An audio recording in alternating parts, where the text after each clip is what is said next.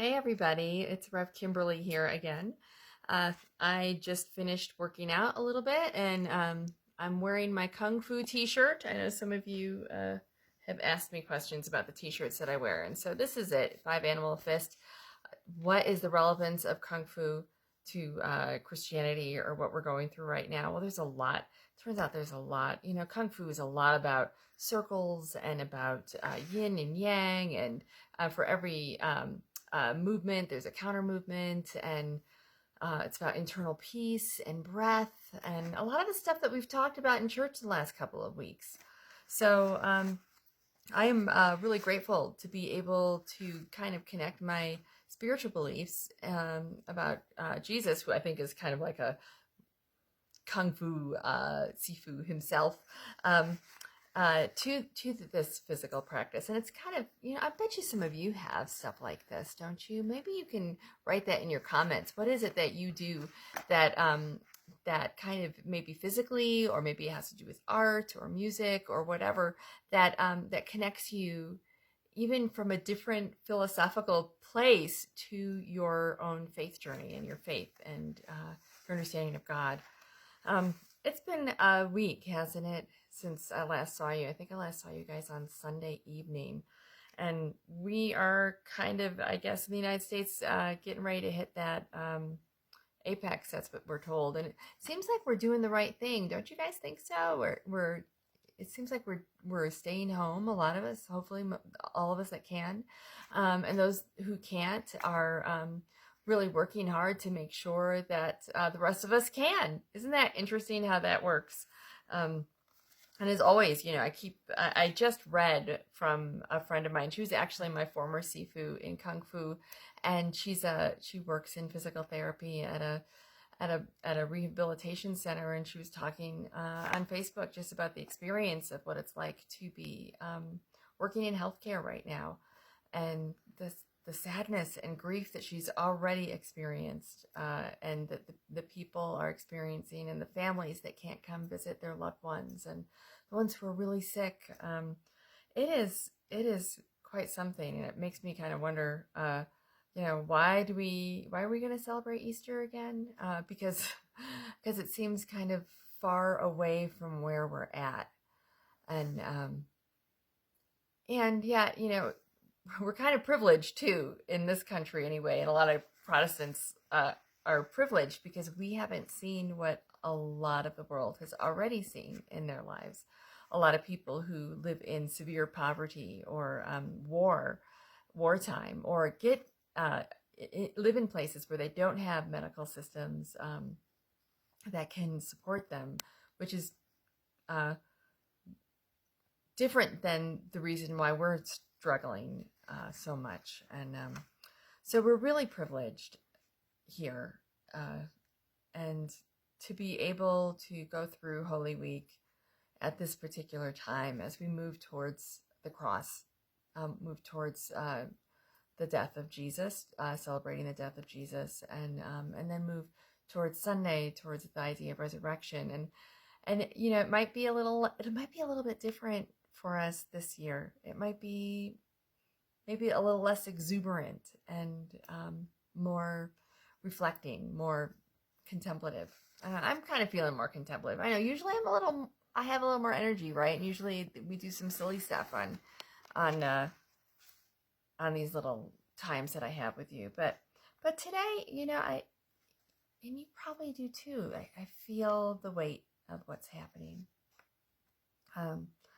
And which brings me again to my friend's book, Reverend Dr. Rachael Keefe, who is a pastor of church, UCC Church in Minneapolis, I believe. And it's her book, Negotiating the Shadows, Daily Meditations for Lent. And she writes poetry that just really has always spoken to me. And you can tell, like, I've like, this book is, I'm going to have to get another book, Raquel, if you're out there. I'm going to have to get another one. But you can check her out at Barefoot Theology. That is her website, and she's got some of her writing there in her blog. She's got a video blog as well, and her books.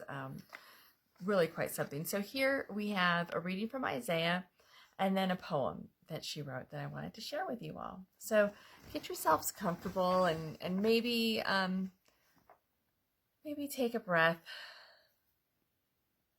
Notice that you are very much here right now. You're very much in the present moment. And even when our brains aren't in the present moment, we really are in the present moment. And some of us would rather not be in the present moment, I'm sure. Like, I know I'd rather be like 2 years from now or 2 years ago right now. But the truth is, if we don't have that choice, we can fantasize about it though, and dream, but we are here in the moment. And I will read to you from Isaiah 43, verses 18 to 19. Do not remember the former things or consider the things of old. I am about to do a new thing. It springs forth. Do you not perceive it? I will make a way in the wilderness and rivers in the desert. It's from the prophet Isaiah. And Raquel's poem is titled Oasis.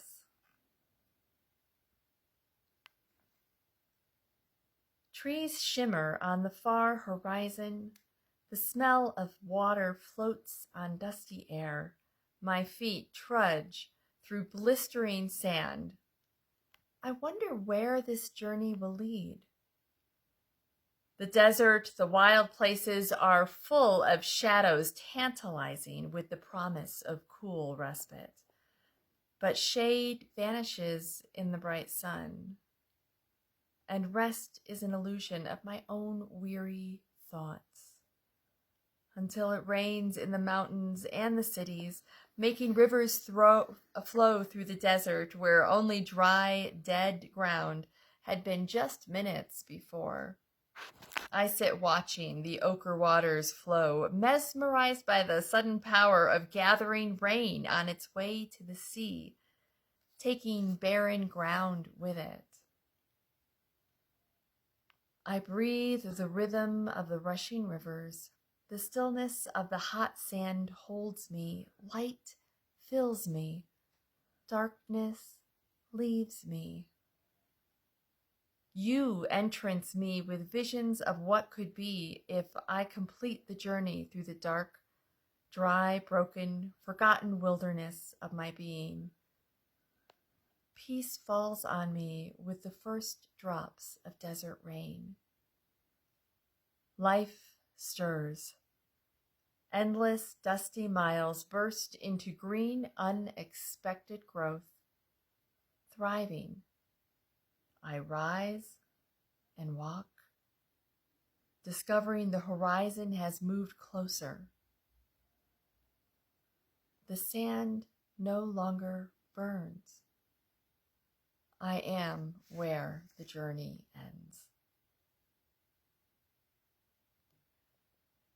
Good night, everyone. May you have a night of rest and peace and comfort and more hope than fear.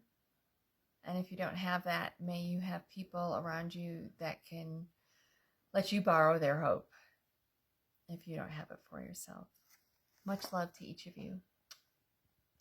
Bye now.